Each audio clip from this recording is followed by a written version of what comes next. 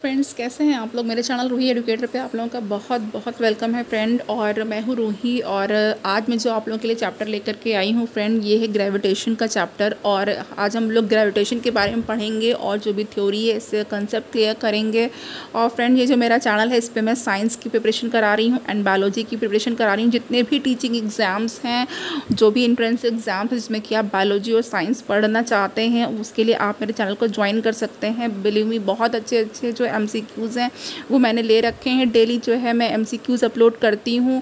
और जो बायोलॉजी के MCQs हैं वो बहुत ही पहले से अपलोड हो रहे हैं। जो फिज़िक्स के थ्योरी और MCQs हैं वो भी अपलोड होने स्टार्ट हो गए हैं। तो और मेरे चैनल पे प्लेलिस्ट भी क्रिएट हो चुकी है, तो आप केमिस्ट्री के लिए और फिज़िक्स के लिए प्लेलिस्ट में जाकर भी वीडियो देख सकते हैं। और जो मेरा फेसबुक ग्रुप है उसको भी ज्वाइन कर सकते हैं, जो TGT PGT के लिए रूही एडुकेटर के नाम से, या आप FB ग्रुप भी ज्वाइन कर सकते हैं। फ्रेंड, जितने भी लोग मेरे चैनल पर हैं उनको बहुत बहुत थैंक यू। और जिन्होंने अभी सब्सक्राइब नहीं किया है, जो लोग देख रहे हैं और बने रहना चाहते हैं, वो सब्सक्रिप्शन ले लीजिए। बस आपको एक सब्सक्राइब की बटन दबानी है और जो नोटिफिकेशन है वो आपके पास आएगा, जिससे कि जो भी मैं वीडियोस अपलोड करती हूँ वो आपके पास तुरंत आ जाएंगे। और आप कभी भी टाइम अपना जो भी टाइम सूटेबल समझते हैं उस टाइम पे आप उसको देख सकते हो। फ्रेंड, फिज़िक्स की, केमिस्ट्री की, जो भी साइंस के लोग हैं वो डेली आप लोग वीडियोस को देखिए और MCQs करिए और नोट्स बनाते रहिएगा अपने साथ साथ। लास्ट टाइम के लिए वेट मत करिएगा कि जब नोटिफिकेशन आएगा, जब डेट आएगी तो हम लोग पढ़ेंगे। क्योंकि बहुत से लोग ऐसे हैं जो 1-2 महीने की पढ़ाई में ही थक गए हैं और वो ये सोच रहे हैं कि कब एग्ज़ाम होगा, एग्ज़ाम जल्दी से हो जाए। बिल्कुल एग्ज़ाम होगा। अब कुछ ऐसे प्रॉब्लम्स चल रही हैं या वॉटेवर जो भी इशू है, लेकिन जब भी आपके पास डेट आएगी तो आपको एग्ज़ाम देना है और आपको उन्हीं सब चीज़ों और उन्हीं सारे मैटर्स के बीच में से फाइट करके जो है अपना सिलेक्शन लेना है। तो चलिए मैं स्टार्ट कर देती हूँ ग्रेविटेशन। और ये जो थ्योरी है इसको मैं क्लियर करूँगी, इससे डाउट्स क्लियर करूँगी। तो देखिए, यहाँ पे मैं ग्रेविटेशन के बारे में बता रही हूँ फ्रेंड। ग्रेविटेशन जो भी है इसमें आप लोगों को क्या समझना है, जो भी इंपॉर्टेंट पॉइंट्स हैं उसको हम लोग कंसिडर करेंगे जो एग्ज़ाम के लिए इम्पॉर्टेंट है। तो देखिए फ्रेंड, आप लोगों को पता है कि हर एक प्लैनेट का अपना ग्रेविटेशन होता है। कोई भी जो चीज़ होती है वो हम लोग अगर ऊपर की तरफ फेंकते हैं, जब ग्राउंड पे खड़े हैं और ऊपर की तरफ कोई स्टोन फेंक रहे हैं, तो वो सीधा नीचे ज़मीन पर ही जा करके गिरता है। क्यों? क्योंकि जो हमारी अर्थ है उसके पास एक फ़ोर्स है, एक बल है जिसको ग्रेविटेशनल फोर्स कहते हैं। और वो उसी फोर्स से जो है सारी चीज़ों को अपनी तरफ आकर्षित करती है, अट्रैक्ट करती है। और यहाँ पर देख लीजिए, यहाँ पे जो है आपके पास एक पिक्चर बनी हुई है, फिगर है एक, जिसमें एक जो बच्चा है या लड़का है वो रस्सी में बंधा हुआ एक पत्थर वो घुमा रहा है और एक सर्कुलर पाथ में इसको घुमा रहा है। ओके, तो अब यहाँ पे ये बताया जा रहा है कि ये जो स्टोन है ये क्या हो रहा है कि एक सर्कुलर पाथ में घूम रहा है और जो इसकी वेलोसिटी है वो एक वेलोसिटी, सपोज v वेलोसिटी से ये घूम रहा है और इसका जो कांस्टेंट है वो जो मैग्नीट्यूड है वो जो है क्या है, कांस्टेंट है। तो देखिए, जब अगर थ्रेड को रिलीज़ करेंगे तो क्या होगा। ओके, जब थ्रेड नहीं रिलीज़ कर रहे हैं, वो जो है धागे को या रस्सी को पकड़े हुए और घुमा रहा है, तो जो स्टोन होता है वो एक सर्कुलर पाथ पे, एक वृत्ताकार पाथ पे जो है वो मूव कर रहा है और उसकी एक स्पीड भी है सर्टेन, और उसकी जो डायरेक्शन है वो हर एक पॉइंट पर चेंज हो रही है।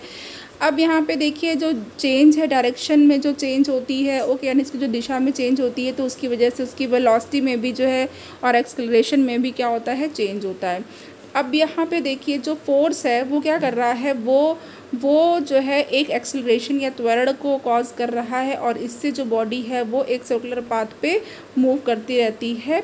और जो इसका सेंटर है, यानी कि टूवर्ड्स द सेंटर की तरफ। ओके, तो यहाँ पे देखिए, जो ये फोर्स है, इस फोर्स को क्या कहा जाता है, इसे सेंट्रीपिटल फोर्स कहते हैं। सेंट्रीपिटल मतलब कि सेंटर सीकिंग, या सेंटर की तरफ लगेगा तो सेंटर सीकिंग जो है ये फोर्स कहलाता है। ओके, तो अगर अब यहाँ पे कह रहे हैं कि अगर ये फोर्स नहीं होगा तो क्या होगा, ये जो स्टोन है ये भाग जाएगा किसी स्ट्रेट लाइन के जो है एक पाथ को एक फॉलो करेगा, स्ट्रेट लाइन पाथ पे ये आगे की तरफ भाग जाएगा, तेज़ी से उड़ जाएगा। तो ये जो स्ट्रेट लाइन होगी ये क्या होगी, ये उस सर्कुलर पाथ का टेंजेंट होगी। सपोज़ अगर ये सर्कुलर पाथ में मूव कर रहा है और यहाँ पे छूट गया तो ये ऐसे भाग जाएगा। ओके, तो चलिए अब यहाँ पे देखिए जो स्ट्रेट लाइन जो टेंजेंट होता है तो आपको पता ही है कि किसी भी सर्किल का टेंजेंट क्या होता है। तो टेंजेंट जो होता है वो स्ट्रेट लाइन होती है जो कि सर्किल को एक पॉइंट पे जो है वो मिलती है। तो यहाँ पे एक सर्किल के कई टेंजेंट्स हो सकते हैं, यहाँ पे इन्होंने एक बता दिया है ABC।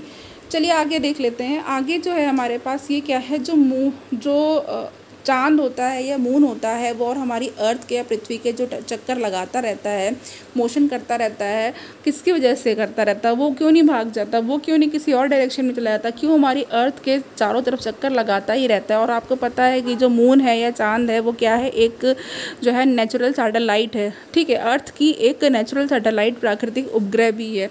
तो ये सिर्फ और सिर्फ सेंट्रीपिटल फोर्स की वजह से होता है। ओके, जो सेंट्रीपिटल फोर्स होता है इसकी वजह से चक्कर लगाता रहता है।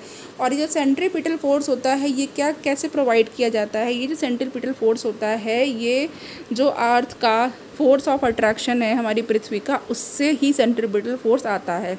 ओके, और यहाँ पे अगर इस तरीके का सेंट्रीपिटल फोर्स नहीं होगा या कोई फोर्स नहीं होगा तो जो मून होगा वो क्या होगा, वो uniform straight line motion follow करने लगेगा। चलिए अब आगे देख लेते हैं।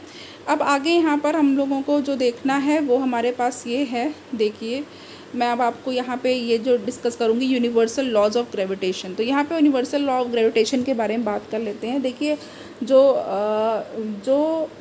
ऑब्जेक्ट होता है, कोई भी ऑब्जेक्ट है, ठीक है, हर एक ऑब्जेक्ट के बारे में कहा जाता है। तो ये क्या होता है, एक दूसरे ऑब्जेक्ट से अट्रैक्ट होता है और उसमें जो है एक फोर्स होता है जो किसके प्रोपोर्शनल होता है, ये इसके मासेस के और मासेस का जो प्रोडक्ट होता है यानी कि M1 और M2 इसके प्रोपोर्शनल होता है।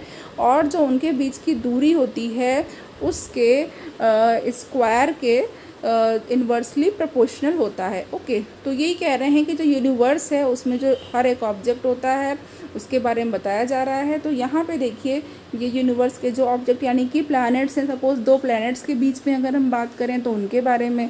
ओके, तो ये जो फोर्स होता है ये एक लाइन के को फॉलो करता है, यानी एक लाइन के अलोंग होता है। और ये जो दो सेंटर होते हैं ऑब्जेक्ट के, किसी भी जो यूनिवर्स में जो दो प्लैनेट है, सपोज ये दो ऑब्जेक्ट हैं, उनका जो ये जो सेंटर है उसको जो है मिलाने वाली जो लाइन होती है, ओके, वो क्या है, यह सेंटर से लेकर के एक ऑब्जेक्ट के सेंटर से लेकर के दूसरे ऑब्जेक्ट के सेंटर तक का जो बीच में डिस्टेंस है वो d है। नाउ अब यहाँ पे जो फोर्स दिया गया है वो किससे दिया गया है, F = G/m/d²। बहुत ही इंपॉर्टेंट रिलेशन है फ्रेंड, इसको याद रखिएगा। और ये जो फोर्स होता है ये ग्रेविटेशनल फोर्स कहलाता है। ओके, तो नाउ अब यहाँ पे जो है इसी को एक्सप्लेन किया गया है। तो अब देखिए यहाँ पे क्या है कि जो फोर्स होता है दो ऑब्जेक्ट के बीच में वो किसके प्रोपोर्शनल है, वो इनके मासेस के जो प्रोडक्ट हैं उसके डायरेक्टली प्रोपोर्शनल है। तो F is directly proportional to M।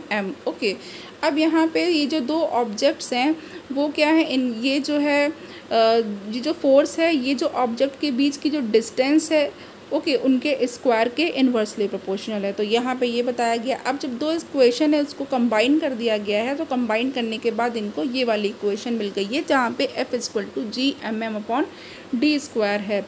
Now अब जो G है वो क्या है, एक कांस्टेंट है प्रोपोर्शनैलिटी का, और इसको ही यूनिवर्सल ग्रेविटेशन कांस्टेंट कहा जाता है। ओके, तो नाउ अब यहाँ पर देख लेते हैं हम आगे यहाँ पे ये आइजक न्यूटन बने हुए हैं। ओके, आइजक न्यूटन की पिक्चर बनी हुई है, इनको आप लोग देख लीजिए। आइजक न्यूटन को जिन्होंने भी नहीं देखा है वो यहाँ पे देख सकते हैं ईज़िली। और यहाँ पे जो है न्यूटन ने जो है इन्वर्स स्क्वायर जो रूल बनाया था तो उसके बारे में कहा जा रहा है कि इन्होंने कैसे गेस किया। तो देखिए यहाँ पे केपलर जो थे, केपलर एक साइंटिस्ट थे, इन्होंने जो है केपलर्स ने अपने लॉज दिए थे जिनको केपलर्स लॉ कहा जाता है। ओके, तो केपलर्स ने जो लॉ दिया था वो क्या है, दीज आर, ये कह रहे हैं कि जो प्लैनेट का ऑर्बिट होता है, okay, the orbit of a planet, वो क्या कहते हैं, ये जो प्लैनेट का ऑर्बिट होता है वो एक एलिप्स होता है, ठीक है। और इसमें जो सन होता है वो, यानी कि जो सन है हमारे यूनिवर्स में, ओके, सूर्य है जो, वो क्या होता है, एक फोकस पे होता है। और यहाँ पे इन्होंने कहा है जो फिगर है हम लोग उसको देख लेते हैं। तो ये देखिए यहाँ पे। ओके, तो ये यहाँ पे एक फिगर बना हुआ है और केपलर ने जो लॉ ऑफ मोशन दिया हुआ था, ये आप लोग जो भी बुक पढ़ी होगी उसमें भी होगा। ओके, तो यहाँ पे मेन बताना क्या है कि हम लोग केपलर्स लॉ को रिवाइज कर रहे हैं। तो देखिए, तो जो सन होता है वो एक फोकस पे होता है। नाउ अब यहाँ पे जो नीचे फिगर बनी हुई है उसमें जो सन की पोजीशन है वो क्या है, in this figure O is the position of the sun. तो ओ जो है यहाँ पे ये सन की पोजीशन है, ये बताया जा रहा है। नाउ सेकंड हमारे पास देख लेते हैं क्या है, और ये जो लाइन है जो प्लैनेट को सन से ज्वाइन करती है वो क्या होती है, उसका जो एरिया होता है वो इक्वल इंटरवल ऑफ टाइम में इक्वल एरिया जो है वो चलती है या स्वीप करती है। जैसे कि घड़ी में क्या होता है ना, स्वीप मोमेंट हो रहा है और घड़ी के जो हैंड्स होते हैं क्लॉक के वो स्वीप मोमेंट करते हैं, वैसे ही।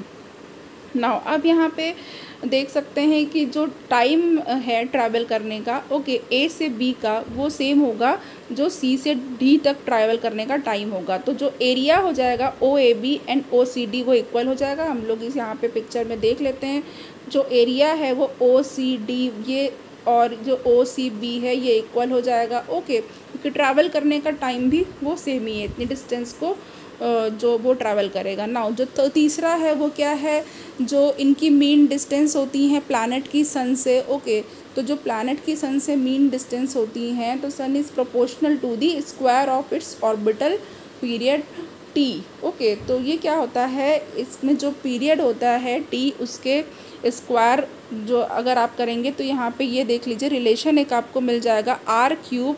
Okay, R cube upon T square is equal to constant. तो यहाँ पे देख लीजिए ये जो रिलेशन है ये भी इम्पॉर्टेंट है, इस पर भी क्वेश्चन आते हैं। तो जो केपलर थे वो जो थ्योरी को, जो मोशन ऑफ प्लैनेट्स है उनकी थ्योरी को एक्सप्लेन नहीं कर सके थे, लेकिन जो न्यूटन थे जिन्होंने प्लैनेटरी मोशन के बारे में बताया था, जो न्यूटन थे इन्होंने क्या बताया था, that the cause of the planetary motion is the gravitational force. कि न्यूटन ने कहा था कि जो ये प्लैनेटरी मोशन है इसका जो कॉज है वो क्या है, ग्रेविटेशनल फोर्स है। और ये कहाँ से मिलता है, ये जो सन है वो उन प्लैनेट्स पे एक्सर्ट करता है। नाउ तो न्यूटन ने क्या यूज़ किया, न्यूटन ने केपलर के थर्ड लॉ को यूज़ किया और ग्रेविटेशनल फोर्स ऑफ अट्रैक्शन को कैलकुलेट किया। ओके, तो ये क्वेश्चन भी पूछा जाता है। तो केपलर्स लॉ भी आप लोगों को पता होना चाहिए, आप लोगों ने यहाँ पे देखिए भी रिवाइज कर लिया। तो अब यहाँ पे जो ग्रेविटेशनल फोर्स ऑफ अर्थ है, ओके, वो क्या होता है, gravitational force of earth is weekend by distance. जितनी ही ज़्यादा डिस्टेंस बढ़ती जाती है, जैसे जैसे डिस्टेंस बढ़ती जाती है ये वीक होता जाता है, कमज़ोर होता जाता है। तो अब यहाँ पे देख लीजिए, यहाँ पे एक चीज़ और बताई गई है कि सपोज़ कि जो ऑर्बिटल वेलोसिटी है वो v है और जो रेडियस है ऑर्बिट की वो क्या है, r है। तो जो फोर्स एक्ट करेगा ऑर्बिटिंग प्लैनेट पे उसको हम लोग कैसे दे सकते हैं, F is directly proportional to v square upon r। इसको भी आपको याद करना है। ओके, और जो t है वो क्या डिनोट कर रहा है, ये पीरियड डिनोट कर रहा है, टाइम पीरियड जो है। और यहाँ पे जो v है, अब यहाँ पे एक और रिलेशन आपको मिल गया, ये देख लीजिए, v is equal to 2πr upon T. तो 2πr आपको पता है सरकमफेरेंस जो होती है परिधि, उसके लिए दिया जाता है किसी भी सर्किल की। तो यहाँ पे 2πr है अपॉन टी है। तो v square is directly proportional to r square upon T square. तो इसको फिर यहाँ पे जब लिखा गया तो जो रिलेशन बना वो क्या, अब यहाँ पे देखिए जो r cube upon T square था वो कांस्टेंट होता है, जिसको कि Kepler's law constant by Kepler's third law वो दिया गया। तो यहाँ पे हमारे पास अब जब कंबाइन कर लिया इन्होंने तो यहाँ पे देख लीजिए जब कंबाइन किए गए ये सारे इक्वेशंस को, तो combining this with the f is directly proportional to v square upon और we get f is directly proportional to 1 upon r square. तो यहाँ पे देखिए अब जो एक यहाँ पे जो g है, यानी अब यहाँ पे जो g की वैल्यू है वो क्या हो जाएगी, F D square upon M M. Okay, जो एसआई यूनिट है जो जी की वो क्या हो जाएगी, ग्रेविटेशन कांस्टेंट की। ये जो है कैसे पता चलेगी, अब यहाँ पे देख लीजिए जो सारी यूनिट्स को हम लोग रखेंगे, फोर्स की यूनिट को रखेंगे न्यूटन, डिस्टेंस की यूनिट को रखेंगे मीटर, उसके बाद देन मास की यूनिट जो है रखेंगे। तो अब यहाँ पे देख लीजिए Newton metre square per kilogram square. Okay, तो यहाँ पे मीटर स्क्वायर क्यों गया, क्योंकि डी का स्क्वायर है, और यहाँ पे किलोग्राम, जब हम लोग इसको किलोग्राम को नीचे ले जाएंगे तो किलोग्राम स्क्वायर बोल सकते हैं, या तो अगर साथ में इसको लिखना होगा तो किलोग्राम इनवर्स स्क्वायर होगा। ओके, तो जो कि 2 किलोग्राम एम है। अब यहाँ पे जो वैल्यू है जी की वो किसने पाई थी, कैसे आया था, जो हेनरी कैवेंडिश थे इन्होंने जो है एक सेंसिटिव बैलेंस को यूज़ किया था और जो वैल्यू जो जी की एक्सेप्ट की गई वो 6.673 इंटू 10⁻11 न्यूटन मीटर स्क्वायर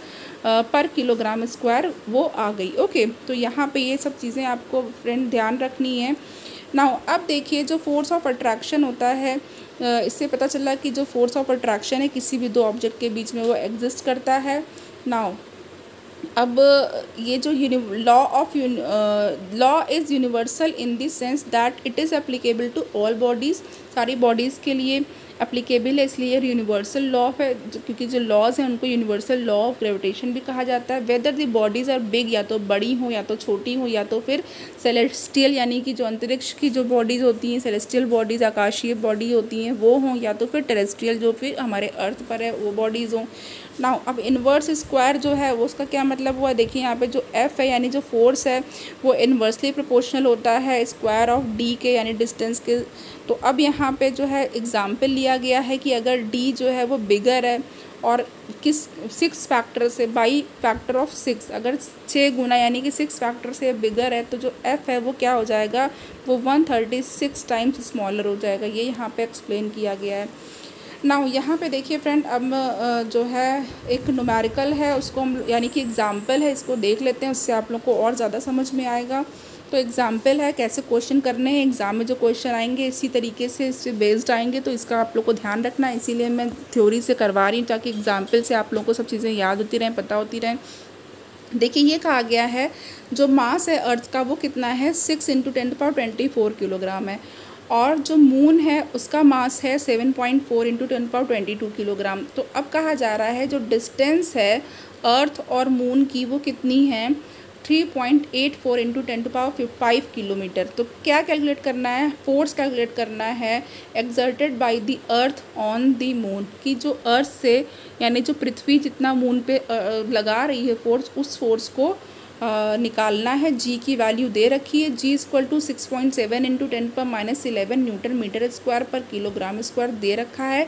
तो सॉल्यूशन देख लीजिए, आपके पास दोनों एम पता है, एक एम है आपके पास अर्थ का जिसको कैपिटल एम लिखा गया है 6 इंटू 10⁻24 किलोग्राम, और जो दूसरा एम है यानी मास है वो हमारे पास है मून का 6, वो कितना है 7.4 इंटू 10⁻22 किलोग्राम।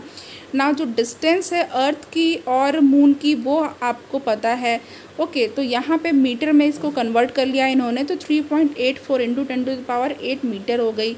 तो अब यहाँ पे जो जी की वैल्यू है वो भी पता है। तो आगे देख लेते हैं, आगे यहाँ पे कैसे सॉल्व किया गया है, बस वैल्यूज़ रखनी है तो अपने आप ही सॉल्व हो जाएगा, कैलकुलेशन कर लेंगे।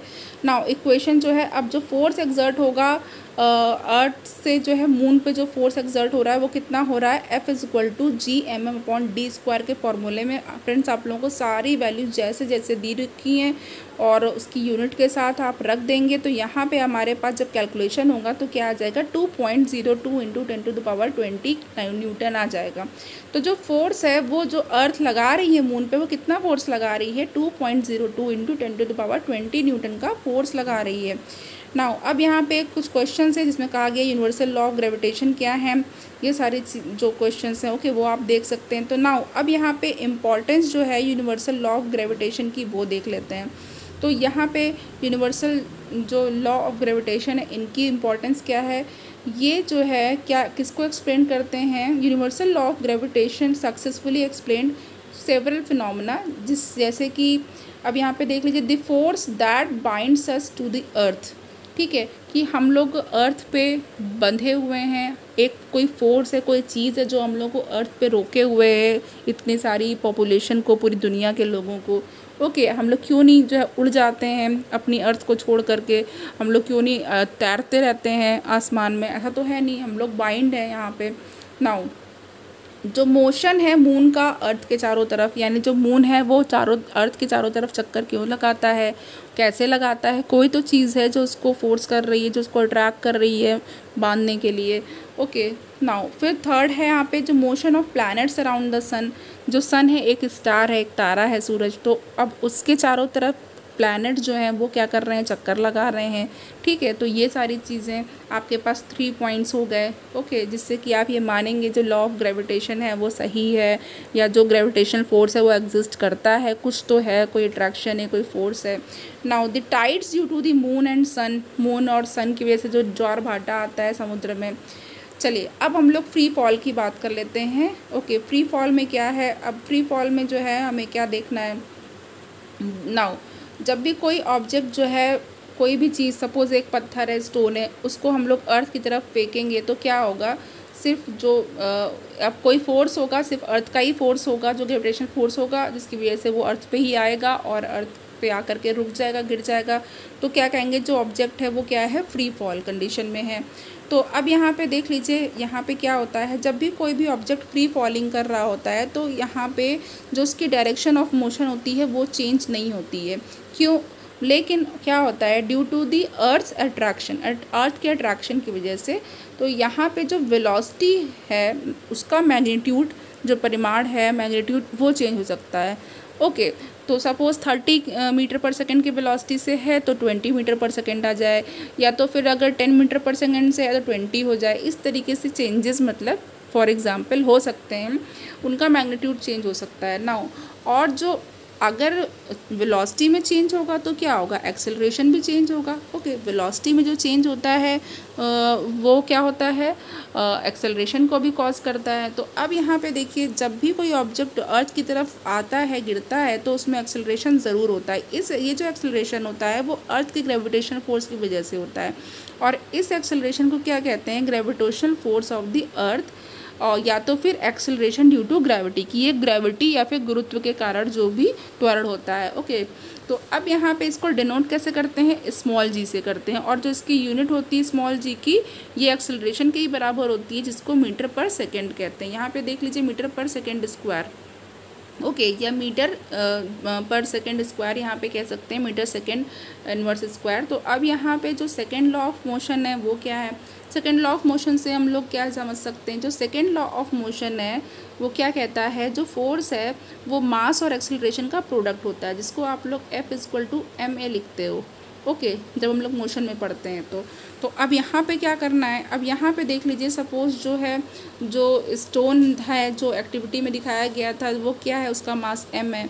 तो अब देखिए, जब फ्री फॉलिंग ऑब्जेक्ट होता है ग्रेविटेशनल फोर्स की वजह से, तो अब इसके लिए हम लोग क्या डिनोट करते हैं, a की जगह g करते हैं। ओके, तो अब यहाँ पे जो मैग्नीट्यूड है ग्रेविटेशनल फोर्स का वो F है, वो किसके बराबर होगा, वो जो मास और एक्सेलरेशन के प्रोडक्ट के बराबर होगा, और वो किस वजह से होगा, ये ग्रेविटेशनल फोर्स के कारण होगा। तो F=mg।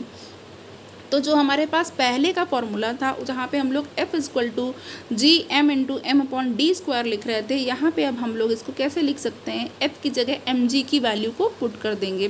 तो mg की वैल्यू को रखेंगे तो यहाँ पे हम लोग, अब यहाँ पे स्मॉल m से स्मॉल m कैंसिल भी हो गया। तो यहाँ पे देखिए, जो स्मॉल g है, यानी कि जो ग्रेविटेशनल, जो अभी हम लोग पढ़ रहे हैं ग्रेविटेशनल फोर्स के बारे में, वो क्या है, स्मॉल g = कैपिटल G, यानी कि जो यूनिवर्सल ग्रेविटेशनल कांस्टेंट है, एंड m/d²। तो यहाँ पे हमारे पास वेरी इंपॉर्टेंट फार्मूला ये मिल गया।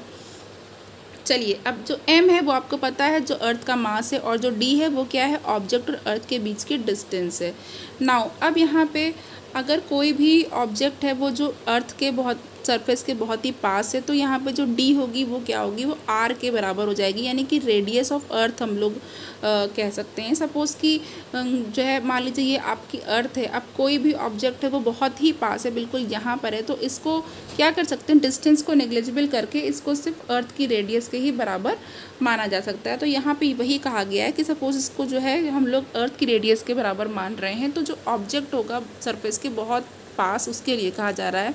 तो अब यहाँ पे देख लीजिए, यहाँ पे अगेन उस फॉर्मूले में रखेंगे तो d की जगह क्या लिख दिया, यहाँ पे r² कर दिया।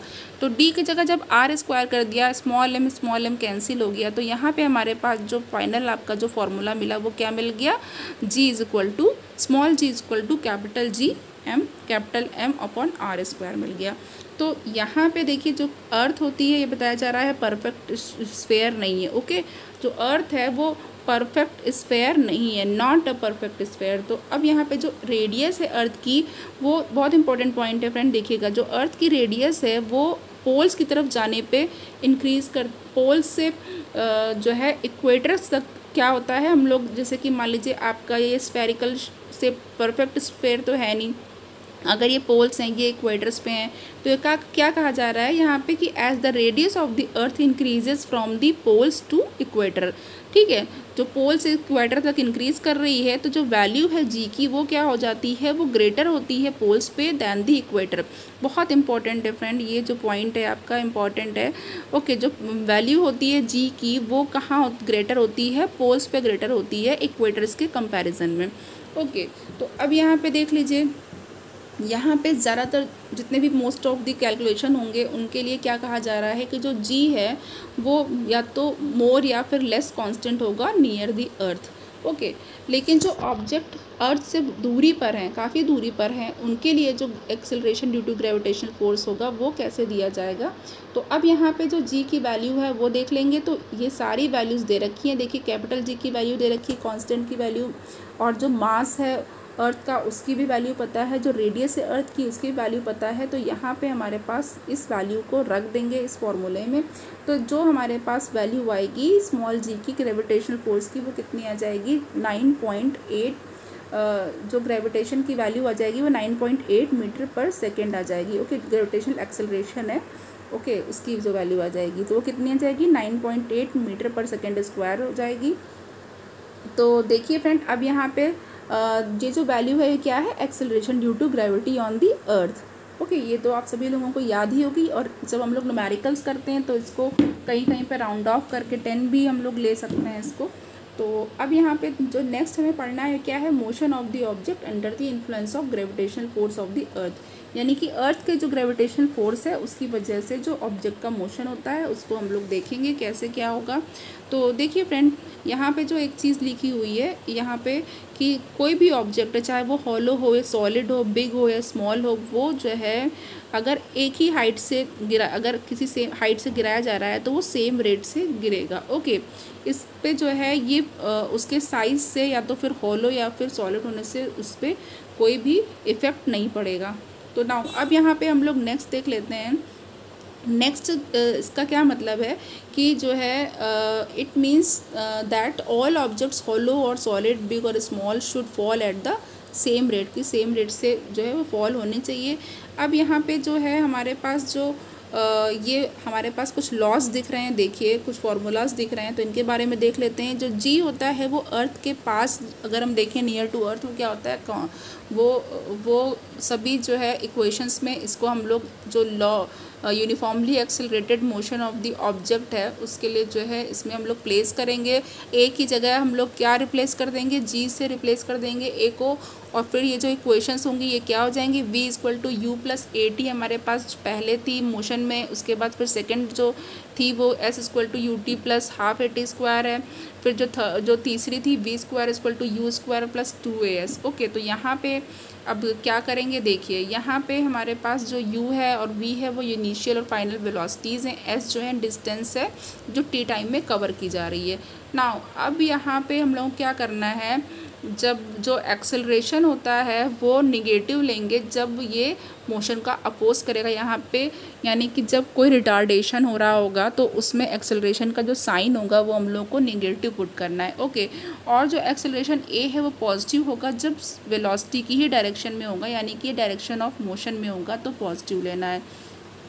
अब यहाँ पर देख लेते हैं, यहाँ पे हमारे पास एक कार है, उसका एग्जाम्पल दे रखा है। ओके, बिल्कुल यहाँ पे देखिए हमारे पास जो एक कार है वो क्या कर रही है, a car falls off a ledge and drops to the ground. Okay, अब यहाँ पे जो जी की वैल्यू है वो दे रखी है 10 मीटर पर सेकेंड स्क्वायर, और इसको पूछा गया है क्या क्या कि what is the speed on striking the ground. Okay, जो ग्राउंड पे वो स्ट्राइक करती है उसकी स्पीड क्या है, what is it's average speed during the 0.5 second, 0.5 second पे एवरेज स्पीड क्या है, और how high is the ledge from the ground. अब ग्राउंड से जो लेज है वो कितना ज़्यादा हाई है। तो यहाँ पे हमारे पास कैलकुलेशन है फ्रेंड, टाइम दे रखा है 0.5 यानी हाफ सेकेंड है। इनिशियल वेलोसिटी जो है वो u = 0 मीटर पर सेकेंड है। ओके, इनिशियल वेलोसिटी 0 है और यहाँ पे जो एक्सेलरेशन ड्यू टू ग्रेविटी है वो 10 मीटर पर second square and acceleration of the car है वो पॉजिटिव है क्योंकि उसी फोर्स की डायरेक्शन में ही है, वेलोसिटी जो है मोशन की डायरेक्शन में हो रहा है, तो +10 मीटर पर सेकेंड है, डाउनवर्ड्स है।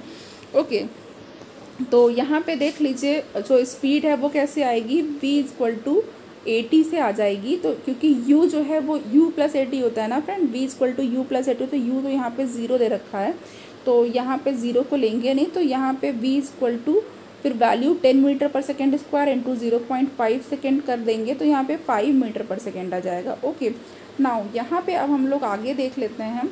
आगे यहाँ पे जो क्या क्या चीज़ें हमें जो है कैलकुलेट करनी थी। एवरेज स्पीड जो है वो एवरेज निकालने के लिए आपको पता ही है, जो इनिशियल प्लस फाइनल को ऐड करके 2 से डिवाइड कर देते हैं। तो यहाँ पे देखिए एवरेज स्पीड का फॉर्मूला ये दे रखा है फ्रेंड। क्वेश्चंस पे बहुत ध्यान दीजिएगा, न्यूमेरिकल्स पे। ओके, सारे फार्मूले यही सब फार्मूले यूज होते हैं, चाहे जितना आपके पास बड़ा क्वेश्चन आ जाए, छोटा क्वेश्चन आ जाए, डिफिकल्ट क्वेश्चन आ जाए, इजी क्वेश्चन आ जाए।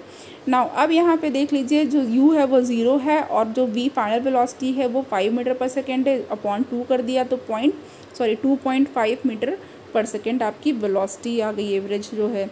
नाउ डिस्टेंस कितनी ट्रैवल हुई, तो s = हाफ 80 स्क्वायर कर दिया क्योंकि पहले जो u वाला टर्म था ut वाला वो तो 0 हो चुका है। नाउ यहाँ पे हाफ है और a की जगह हमने 10 मीटर पर सेकेंड स्क्वायर मान रखा है और फिर जो सेकेंड है वो 0.5 सेकेंड था, तो वैल्यू रख करके जब सॉल्व करेंगे तो 1.25 मीटर आएगा। नाउ अब यहाँ पे क्या बता रहे हैं, जो स्ट्राइकिंग स्पीड है ग्राउंड पे किस स्पीड से स्ट्राइक कर रही है वो है 5 मीटर पर सेकेंड। नाउ इसकी जो एवरेज स्पीड है 0.5 सेकेंड पे वो क्या है 2.5 मीटर पर सेकेंड, और ये जो हाइट है वो के लेज की ग्राउंड से वो कितनी है 1.25 मीटर है। नाउ एक और न्यूमेरिकल है, इसको भी देख लेते हैं। यहाँ पे कह रहे हैं जो एक ऑब्जेक्ट है वो वर्टिकली अपवर्ड ऊपर की तरफ थ्रो किया गया है और ये एक हाइट 10 मीटर तक ले जाया जाता है। अब यहाँ पे क्या क्या कैलकुलेट करना है, इसकी वेलोसिटी कैलकुलेट करनी है जिससे कि वो ऑब्जेक्ट ऊपर की तरफ थ्रो किया जाता है, और जो टाइम कैलकुलेट करना है जो कि वो टाइम कैलकुलेट करना है जो taken by the object to reach the highest point, जो ऑब्जेक्ट को हाईएस्ट पॉइंट तक पहुंचाने के लिए जो चाहिए होता है उस पॉइंट पे जो है आपका जो टाइम होगा वो बताना है। नाउ अब यहाँ पे जो डिस्टेंस है जो ट्रैवल हो रही है वो कितनी है, s = 10 मीटर। फाइनल वेलोसिटी जो है वो आपकी कुछ नहीं है, 0 है। ओके, नाउ यहाँ पे जो एक्सेलरेशन है वो आपको पता है, और ये यहाँ पे जो है अपवर्ड मोशन जो कि जब ऊपर की तरफ जाएगा तो ग्रेविटेशन फोर्स जो ग्रेविटी के अगेंस्ट जा रहा है, तो फिर यहाँ पे ग्रेविटेशनल जो एक्सेलरेशन होगा उसको -9.8 मीटर पर सेकेंड स्क्वायर लेंगे। ये अपवर्ड मोशन है। अब यहाँ पे फॉर्मूले में लगा देते हैं, v² = u² + 2as। तो यहाँ पे जब सारी वैल्यू रख दी, v को जो है 0 कर दिया, तो आपके पास यहाँ पे ये आ गया। नाउ यहाँ पे -u², जब u को लेफ़्ट हैंड साइड में ले गए, अभी ये राइट हैंड साइड में इक्वल के, तो जब लेफ़्ट हैंड साइड में ले गए तो यहाँ पे हमारे पास ये वैल्यू आ गई। ओके, तो जब जो हमने पुट किया है वो बिल्कुल एज इट इज़ वैसे ही है, कुछ चेंज नहीं है। तो अब यहाँ पे बस हमारे पास जो u है वो √196 मीटर पर सेकेंड है। जब हम लोग 196 का रूट लेंगे तो हमारे पास जो u की वैल्यू आ जाएगी वो 14 मीटर पर सेकेंड आ जाएगी। नाउ अब यहाँ पे हम लोग सेकेंड पॉइंट देखते हैं। यहाँ पे अगेन हमारे पास जो फार्मूला यूज़ हुआ है वो v = u + 80 का फार्मूला है, जहाँ पे v को हमें 0 रख देना है। देन यहाँ पे हम लोग 14 मीटर पर सेकेंड -9.8 मीटर पर सेकेंड स्क्वायर जो g की वैल्यू या a की वैल्यू रख दे रहे हैं, और यहाँ पे जो है t है उसको हम लोग फाइंड आउट कर लेंगे। तो t की वैल्यू कैसे आएगी, यहाँ पे हमारे पास t की वैल्यू आ जाएगी 1.43 सेकेंड। अब यहाँ पे देख लीजिए जो इनिशियल वेलोसिटी u है वो 14 मीटर पर सेकेंड है, और जो टाइम टेकन है वो 1.43 सेकेंड है। ओके, इतना आपने कर लिया फ्रेंड। अब यहाँ पे देख लेते हैं आगे क्या है। आगे जो है हमारे पास ये मास है। ओके, मास के बारे में बताया गया है। तो देखिए मास क्या होता है, किसी भी जो ऑब्जेक्ट का जो मास होता है। ओके, यहाँ पे एक मिनट फ्रेंड मैं बता रही हूँ आपको। नाउ यहाँ पे जो मास होता है किसी भी ऑब्जेक्ट का वो क्या मेजर करता है, वो इनर्शिया का मेजर करता है। ओके, जड़त्व का मेजर करता है, तो इनर्शिया का मेजर करता है जो मास होता है।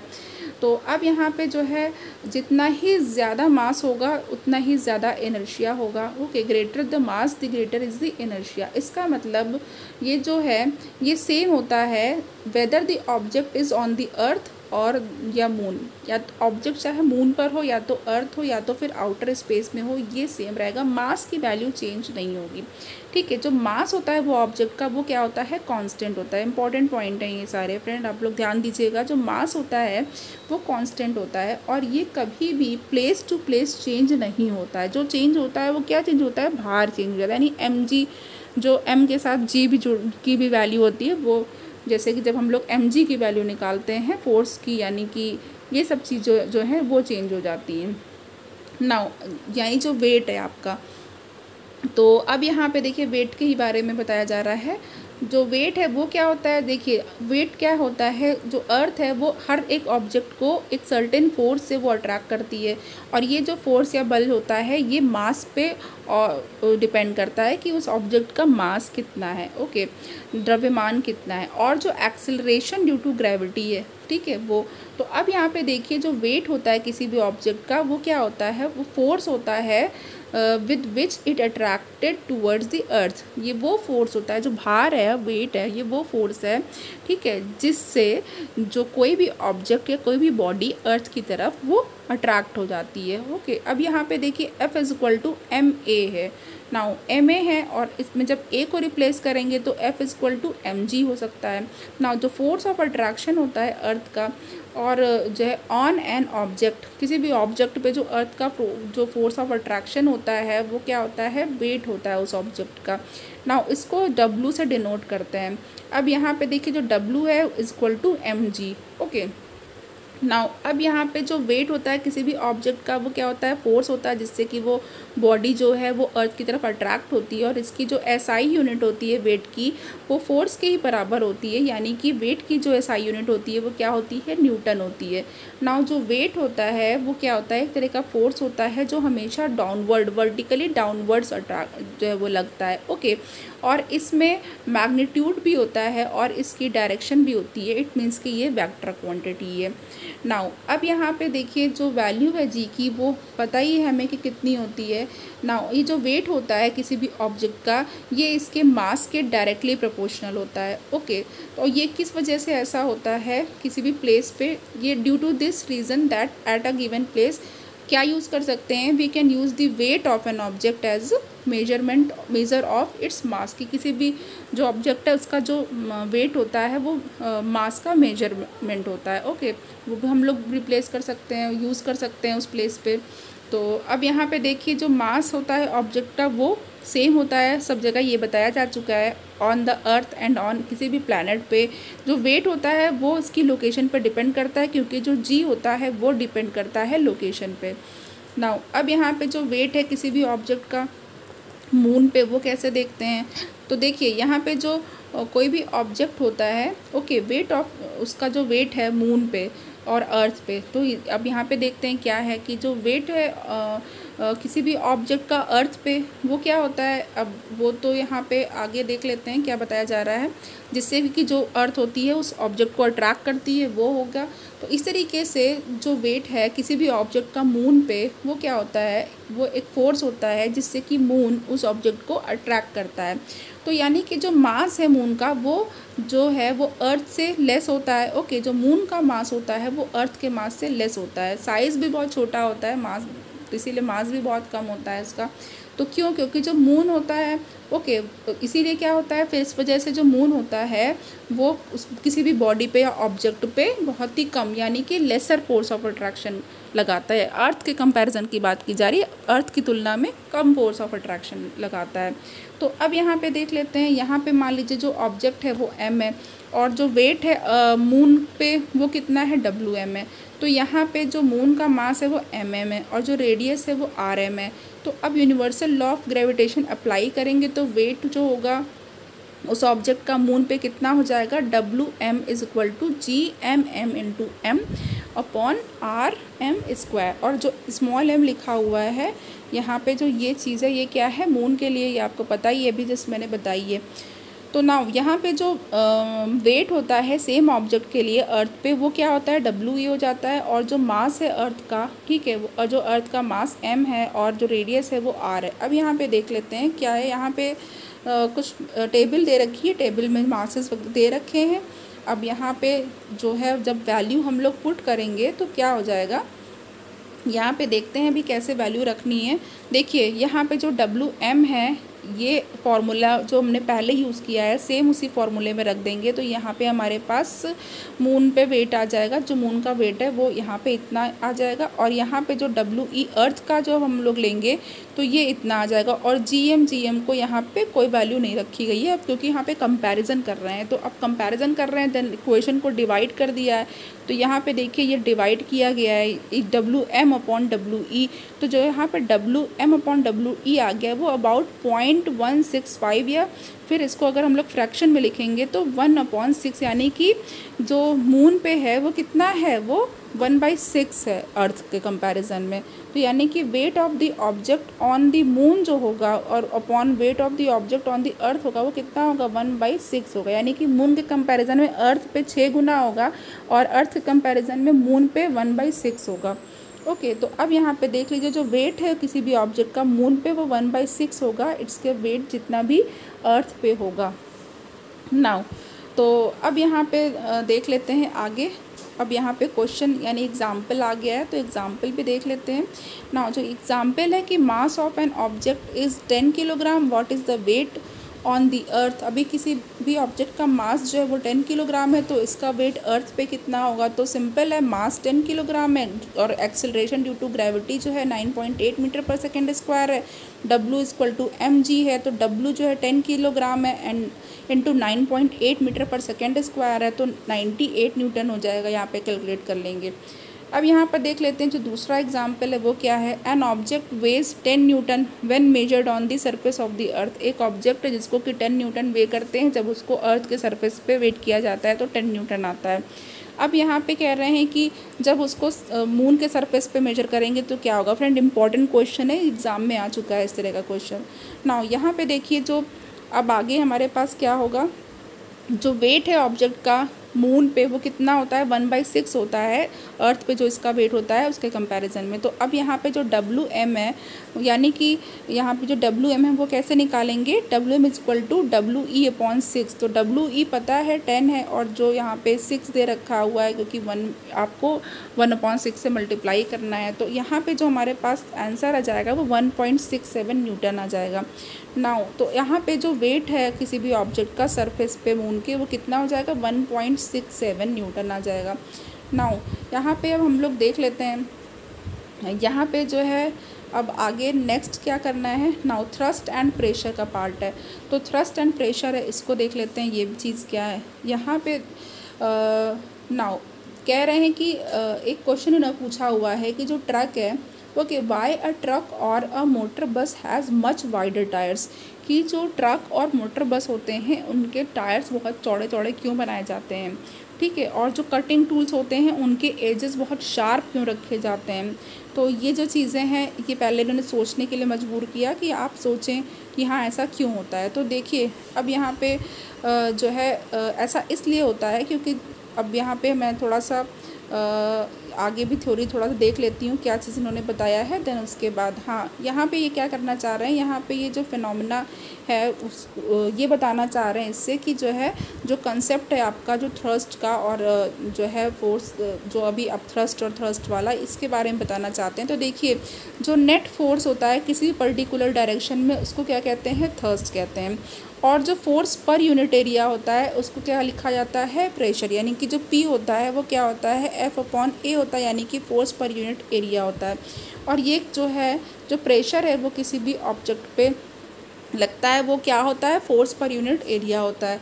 अब यहाँ पे सिचुएशंस दे रखी हैं। तो सिचुएशंस में जो है इन्होंने बताया हुआ है यहाँ पे। तो आप देख रहे हैं कि यहाँ पे एक जो हैंड है वो कील को अंदर मतलब घुसाने की कोशिश कर रहा है, और ये जो बच्चा है ये यहाँ पे कुछ एक पोस्टर है उसको पेस्ट कर रहा है।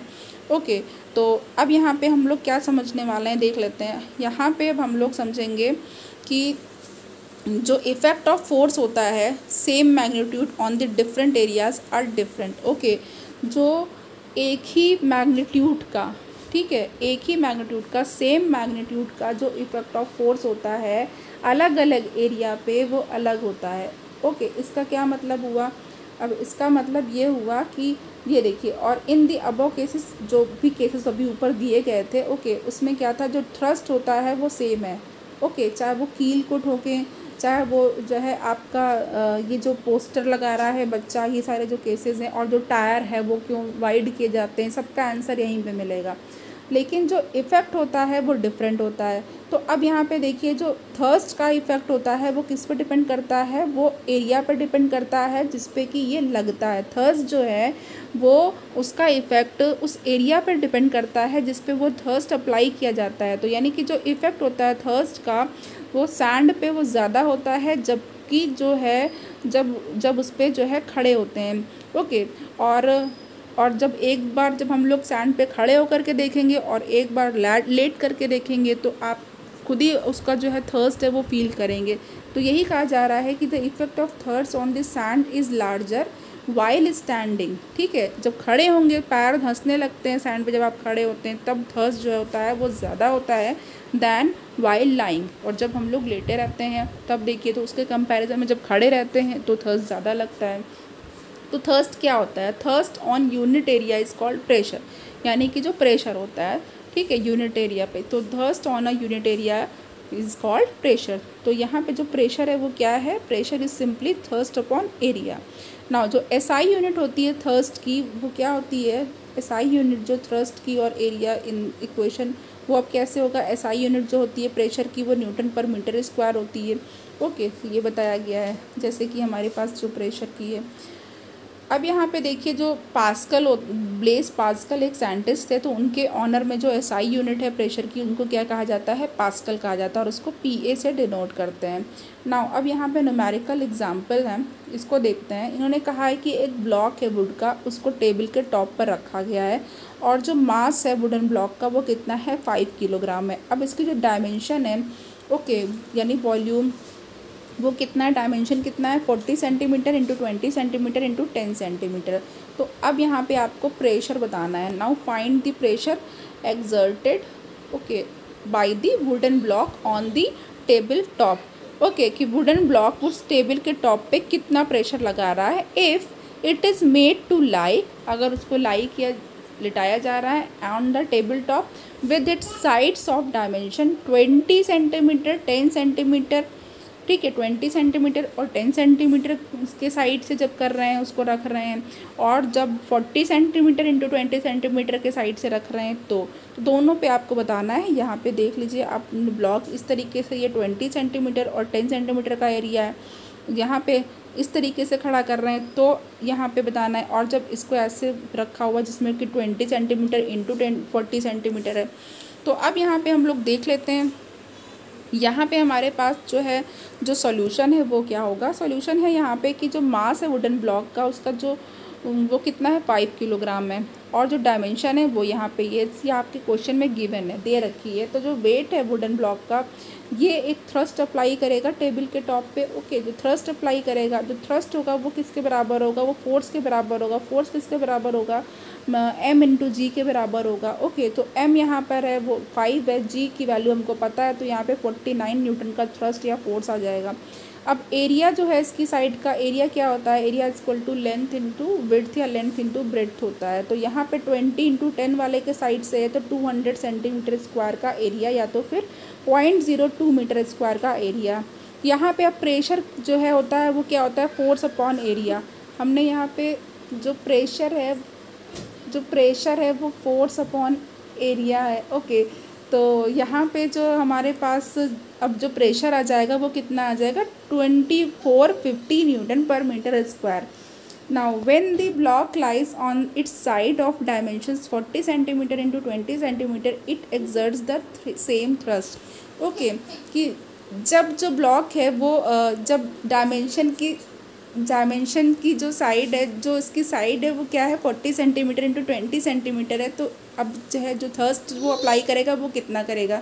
नाउ एरिया जो है length into breadth 40 into 20 800 centimetre square equal to 0.08 metre square. अब यहाँ पे जो प्रेशर है आप सेम वे से यहाँ पे निकाल लेंगे तो 1612.5 न्यूटन पर मीटर स्क्वायर आएगा। नाउ जो प्रेशर एक्सर्ट होगा साइड से वो कितना आएगा 20 centimetre into 10 centimetre is 2450 newton per metre square and by the side 40 centimetre into 20 centimetre is 612.5 newton per metre square. Now अब क्या होगा, यहाँ पे जो प्रेशर इन फ्लूइड्स है उसके बारे में देखना है। तो नाउ जितने भी लिक्विड्स एंड गैसेस होते हैं, ठीक है, उनको क्या कहा जाता है, उनको फ्लूइड्स की कैटेगरी में रखा जाता है। Now a solid exerts pressure on a surface due to its weight. Okay, जो सॉलिड होता है वो एक प्रेशर अप्लाई करता है किसी भी सरफेस पे, क्यों? क्योंकि उसका अपना एक वेट होता है। ओके, नाउ सिमिलरली जो फ्लूइड्स होते हैं उनका भी अपना एक वेट होता है। तो यहाँ पे चूँकि हम लोग फ्लूइड्स की बात कर रहे हैं और जो फ्लूइड्स है उसमें जो है आपके गैसेस एंड लिक्विड्स दोनों आते हैं। तो अब यहाँ पे देख लीजिए, अच्छा इसके पहले जो हमने क्वेश्चन किया था उसमें एक चीज़ और थी कि जो सेम फोर्स एक्ट करता है स्मॉलर एरिया पे तो उसका जो प्रेशर जो होता है वो लार्ज होता है, और जो स्मॉलर प्रेशर होता है किसी भी जो बड़ी एरिया लार्जर होता है तो उस पर जो प्रेशर होता है वो स्मॉलर होता है। ओके, ये किस लिए होता है? अब यहाँ पे जो रीज़न है, जो एग्जांपल्स दिए गए थे पहले उसमें, इसीलिए जो नेल होती है वो उसकी जो टिप रखी जाती है पॉइंटेड रखी जाती है। जितनी ही ज़्यादा पॉइंटेड होगी उतने ही कम प्रेशर से अप्लाई करेंगे आप तो वो अंदर चली जाएगी किसी भी सरफेस के।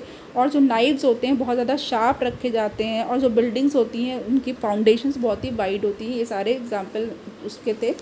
तो अब यहाँ पे देख लीजिए, जो फ्लूइड्स होता है उनका भी अपना वेट होता है। तो अब यहाँ पे जो फ्लूइड्स होते हैं वो एक प्रेशर एक्सर्ट करते हैं बेस पर, और वॉल पे जो भी कंटेनर होता है जिसमें भी वो रखे जाते हैं, मान लीजिए मिल्क का कंटेनर है तो वो उस पर प्रेशर एक्सर्ट करेगा उसकी दीवारों पे। ऑयल का कंटेनर है तो ऑयल जो है अपने कंटेनर की दीवारों पे प्रेशर लगाएगा। ओके, जिसमें भी वो रखा जाता है ना, जो प्रेशर जो भी एक्सर्ट होता है किसी भी जो भी प्रेशर जो एक्सर्ट किया जाता है किसी भी कन्फाइंड मास का, जो फ्लूइड का जो मास होता है वो क्या होता है, वो अनडिमिनिश्ड होता है सभी डायरेक्शन में। ओके, सारी डायरेक्शन के लिए वो अनडिमिनिश्ड ट्रांसमिटेड होता है। तो वही कहा गया है, pressure exerted in any confined mass of the fluid is transmitted undiminished in all direction.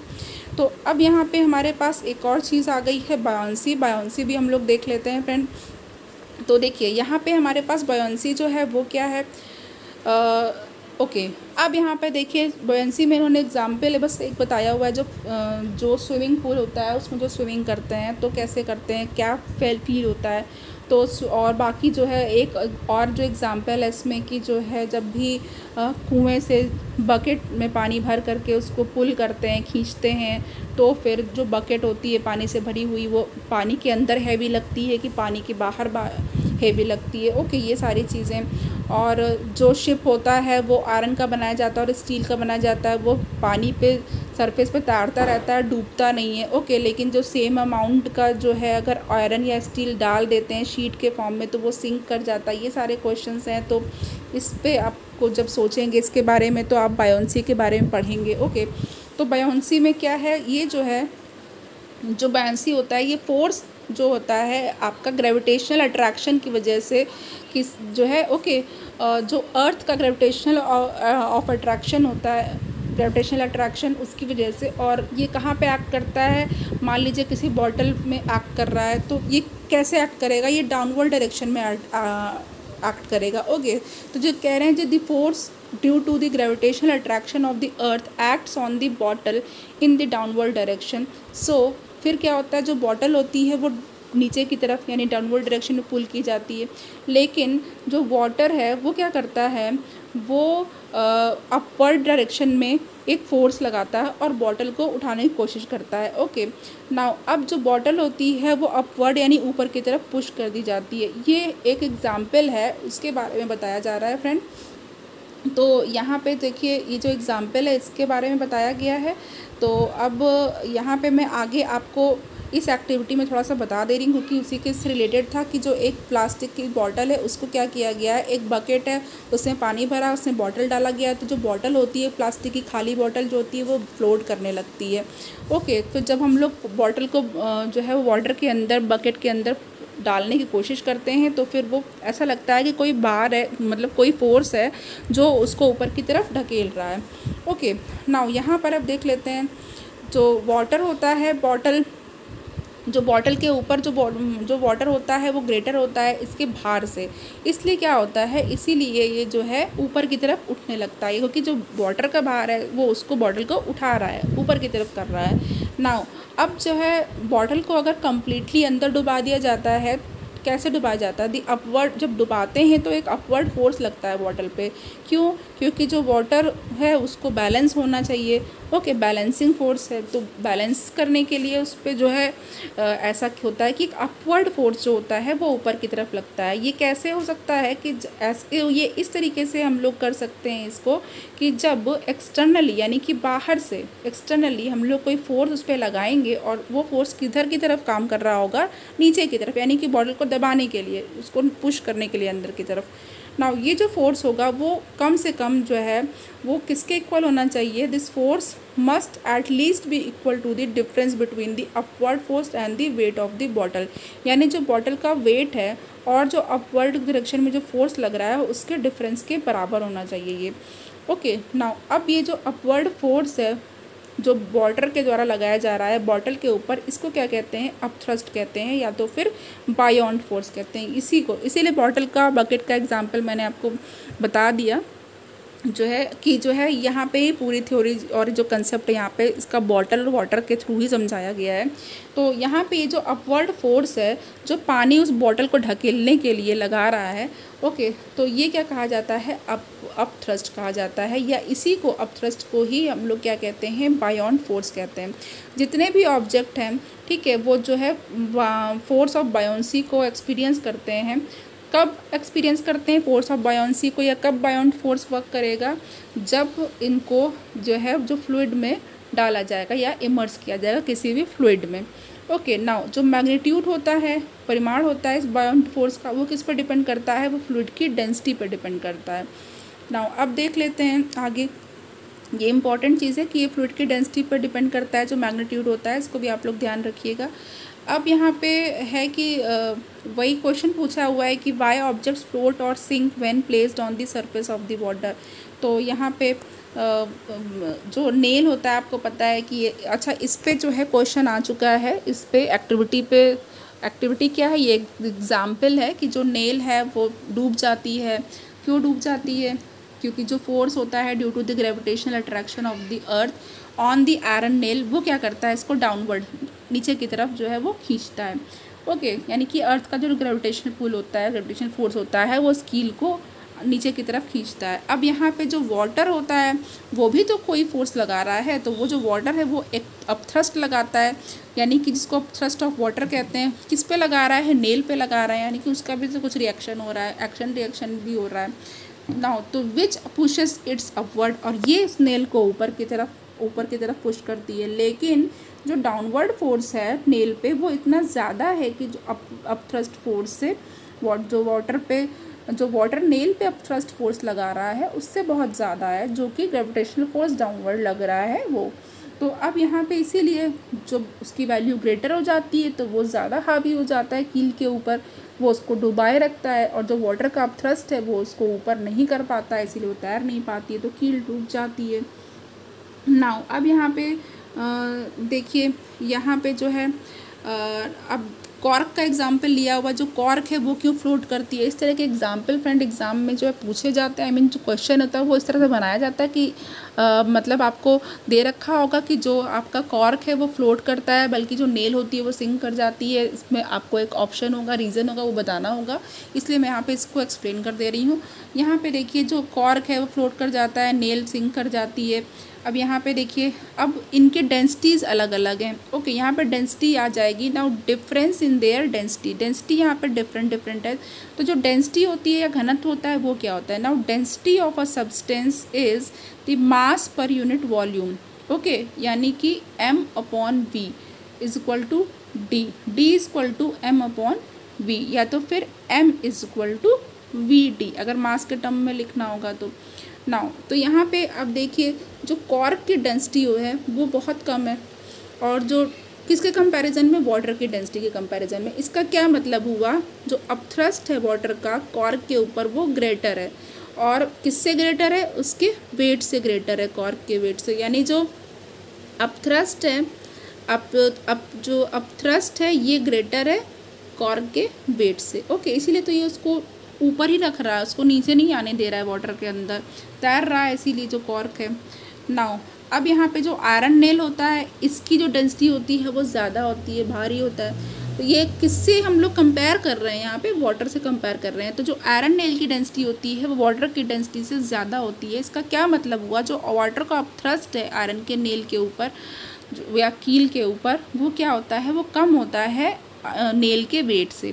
Okay, वो नेल के वेट से या कील के वेट से कम है, इसीलिए ये सिंक हो जाती है या डूब जाती है। तो अब ऑब्जेक्ट जिसकी डेंसिटी लेस है वाटर से, ठीक है, जिसकी डेंसिटी वाटर से या फिर जो लिक्विड जिस पे कि वो में डाला जा रहा है फ्लोट करेगा, अगर डेंसिटी कम होगी, और अगर जो है उस लिक्विड से ज़्यादा डेंसिटी होगी तो फिर density greater than that liquid, तो क्या होगा? तो वो जो ऑब्जेक्ट है वो उस लिक्विड में सिंक कर जाएगा। अब यहाँ पे आर्किमिडीज़ प्रिंसिपल भी है फ्रेंड, आर्किमिडीज़ प्रिंसिपल भी हम लोग देख लेते हैं। तो ना आर्किमिडीज़ ने प्रिंसिपल दिया है और उसके बाद फिर ये हमारे पास एंड हो जाएगा। तो देख लेते हैं आर्किमिडीज़ का प्रिंसिपल यहाँ पे क्या कह रहा है। आपको पता है कि आर्किमिडीज़ ने जो है बहुत अच्छे अच्छे प्रिंसिपल दिए थे। तो अब यहाँ पे देखिए आर्किमिडीज़ प्रिंसिपल क्या कह रहा है कि जब भी कोई बॉडी वो इमर्स्ड होती है फुली या तो फिर partially in a fluid, it experiences an upward force that is equal to the weight of the fluid displaced by it। कि जब भी कोई बॉडी किसी भी फ्लूइड में पार्शियली यानी आंशिक रूप से या तो फिर फुली इमर्स की जाती है, डुबाई जाती है, तो क्या होता है? ये अपवर्ड फोर्स एक्सपीरियंस करती है। और ये जो अपवर्ड फोर्स होता है वो जो फ्लूइड जिस डिस्प्लेस करता है उस बॉडी के वेट के बराबर होती है। ओके, तो नाउ ये जो आपका अपवर्ड फोर्स होता है that is equal to the weight of the fluid displaced by it. जितना ही वो फ्लूइड को डिस्प्लेस करती है उसके वेट के बराबर होता है। अब यहाँ पे देखिए, यहाँ पे हमारे पास आगे ये आर्किमिडीज़ की फ़ोटो बनी हुई है। आर्किमिडीज़ जो थे वो ग्रीक साइंटिस्ट थे। ओके, और इन्होंने जो है आर्किमिडीज़ ने जब इनको पता चल गया यूरेका यूरेका ये चिल्ला रहे थे, okay, I have got it, इसका क्या मतलब होता है? I have got it eureka, इनको पता चल गया था, इन्होंने ढूंढ लिया था। नाउ आर्किमिडीज़ प्रिंसिपल के बहुत सारे एप्लीकेशंस हैं, और इनका जो है जो शिप की डिज़ाइन होती है, सबमरीन्स की डिज़ाइन होती है, उसमें इनका प्रिंसिपल यूज़ होता है। लैक्टोमीटर्स ऐसी डिवाइसेस होती हैं जिससे जो मिल्क होता है, दूध होता है, उसकी शुद्धता को नापा जाता है। तो यहाँ पे जो है use to determine the purity of a sample of milk. And hydrometers में भी यूज़ होता है। हाइड्रोमीटर का क्या काम होता है?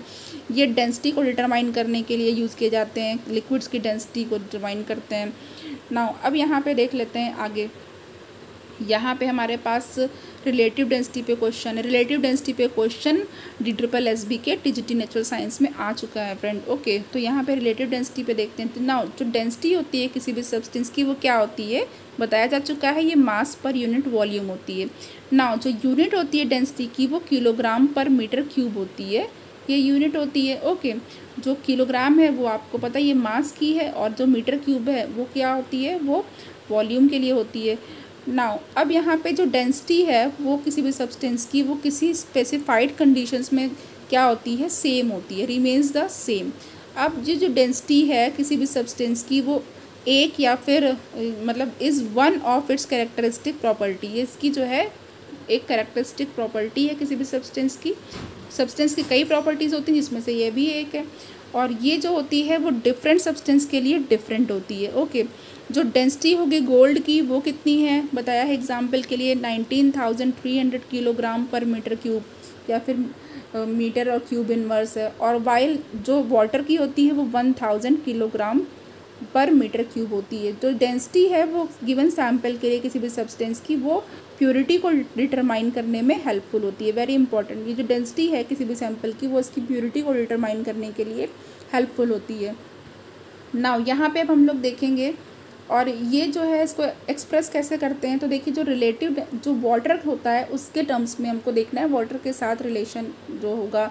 तो यहाँ पे देखिए क्या होगा, ये जो डेंसिटी होती है उस किसी भी सब्सटेंस की उसको हम लोग वाटर के कंपैरिजन में कैसे करेंगे।